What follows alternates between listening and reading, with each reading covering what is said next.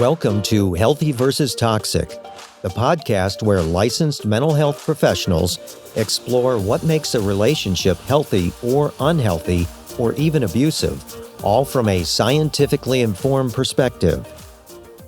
Hello, this is Dr. Grande. Today's question asks, is intelligence attractive? Another related question, how important is intelligence for romantic attraction compared to other mate preferences? So other characteristics that people might find attractive. So there's a bit of division in the research literature when it comes to what factors are most attractive, what traits are most attractive. I think the different findings have a lot to do with how the information is gathered, the actual research methodology. Usually when a researcher is trying to figure out what factors are important in attraction, they're going to give a participant a set number of factors and ask them to rank them from 1 to however many factors there are in the list. They have the participant do this separately for each type of relationship, and typically they divide the relationship types into 4 categories: single date, physical relationship, steady dating, and marriage. So from casual to serious.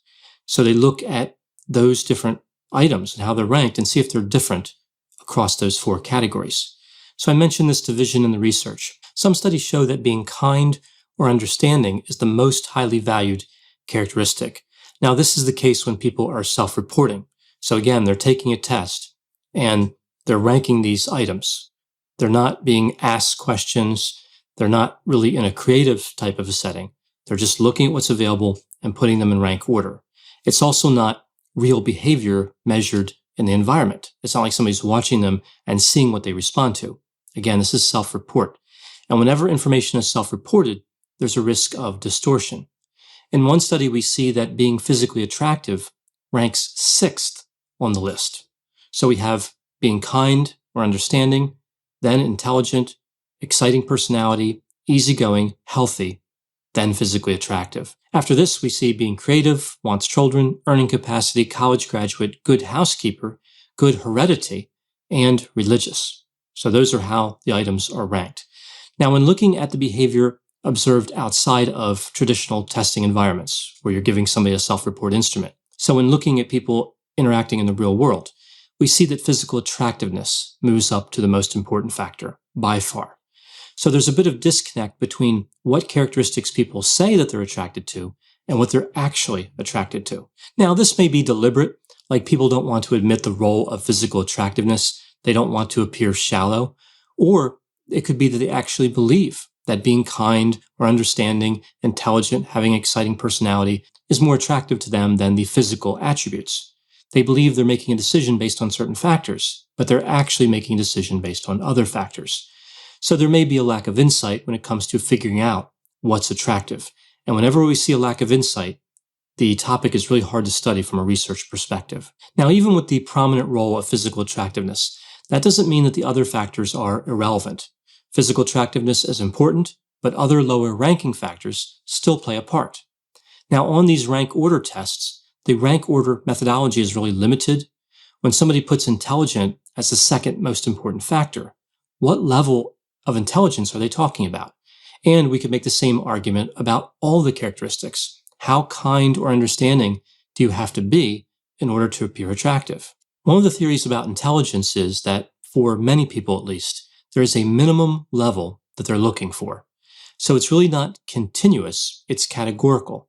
Somebody is either intelligent enough or they're not, which means that as somebody's intelligence increases, they're not necessarily going to be more attractive. Again, they simply have to meet a minimum threshold. When people are asked to consider the importance of intelligence under this minimum threshold theory, we see that in the single date category, people are looking for somebody at the 50th percentile or above. So for argument's sake, let's just say that IQ is the same thing as intelligence. It's not, it's a way of measuring intelligence, but again, just to keep things straightforward. At the 50th percentile rank, that's an IQ of 100. For the most invested type of relationship, marriage, we see that people are looking for the 65th percentile. So this is an IQ of 106. Another interesting study that looked at this question used this method of budgeting, and I thought this was particularly clever. So the study set up a hypothetical budget for designing an attractive mate. So this really assumes that the traits in a partner could be purchased.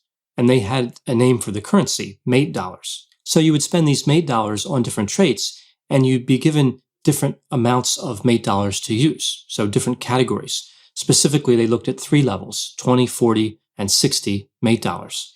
Now, what they found is the amount of money that the participants spent on intelligence was the same across all those conditions. It didn't matter how many mate dollars they were given.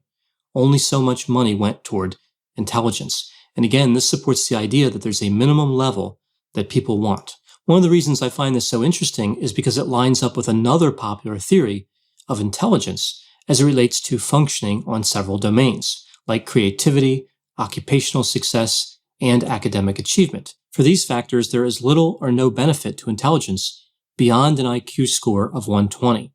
So, for example, looking at occupational success, we would expect the same level of success for somebody with an IQ of 120, 125, 130 or more, right? That doesn't really predict how successful they're going to be in their job too well past, again, that level of 120. So this brings up a question. Is there an upper limit for intelligence in terms of attractiveness? Meaning, is there a point where being more intelligent doesn't help somebody's attractiveness, or could it actually hurt somebody's attractiveness at a certain point? Well, it turns out that there is an upper limit. Intelligence becomes less attractive when somebody hits the 90th percentile and becomes increasingly less attractive as the person moves up to the 99th percentile.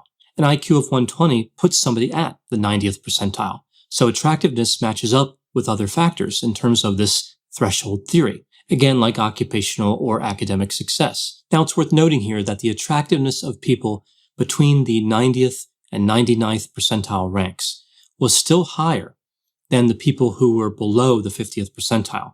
The 99th percentile was roughly the same as the 75th percentile in terms of attractiveness. This is interesting because it's difficult to figure out why this was the finding. Looking at the research literature, we see there's really not much evidence that connects highly intellectually able people to lower social functioning. So there's a bit of a mystery here. It's not really clear why extremely high intelligence would be unattractive. Another finding here is that the preferred level of intelligence was really not that different from males to females. There's this theory that females would value intelligence more in their partners as compared to males. Females did value intelligence more, but it wasn't a statistically significant difference. So it really wasn't that important of a difference. Not something that we would consider useful in terms of applying this information. So with all these findings in mind, is how this applies in society really clear? Is the takeaway really up to a point? Those with higher intelligence will be more attractive?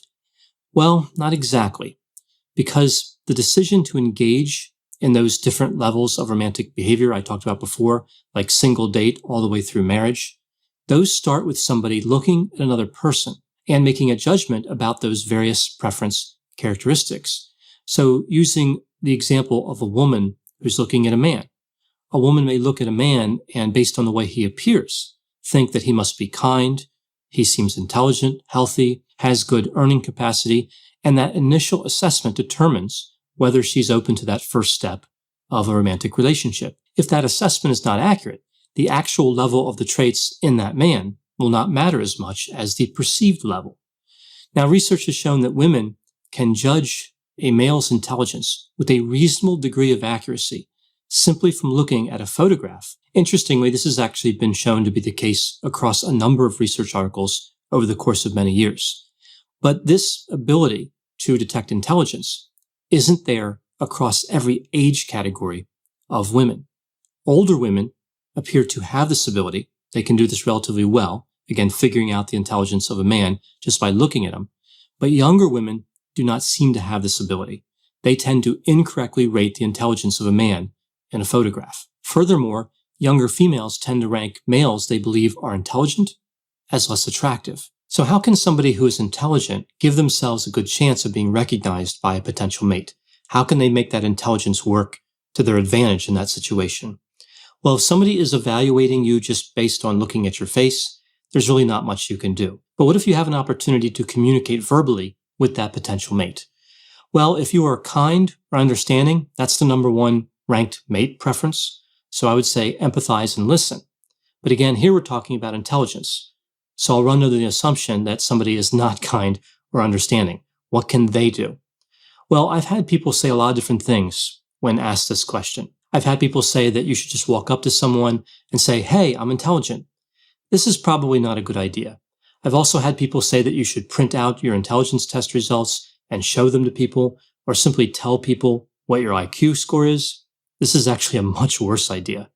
I think a better idea would be to demonstrate a good sense of humor. People believe that a good sense of humor is connected to intelligence, and it is. It's positively correlated. So through a good sense of humor, one can accurately communicate and others can accurately assess intelligence levels. In addition, a sense of humor is considered attractive because it's related to mate preferences other than intelligence. A sense of humor makes somebody look kind or understanding. Of course, that's number one. It's part of appearing to be easygoing, which is ranked number 4 in terms of mate preference. And it's related to creativity, which is ranked number 7. So one behavior, a sense of humor, helps with 4 of the top 7 mate preferences, including numbers 1 and 2, which actually makes having a sense of humor an intelligent choice. Thanks for listening. This has been a production of Ars Longa Media. The producers for this show are Christopher Breitigan and Madison Linden. The executive producer is Dr. Patrick Beeman. For more content, please visit our website at arslonga.media. To leave feedback or suggestions, send an email to info@arslonga.media. To find more content from Dr. Grande, including a link to his YouTube channel and his other Ars Longa podcasts, visit our website at arslonga.media. This podcast is intended for informational purposes only and should not be construed as medical or mental health advice. Ars Longa, Vita Brevis.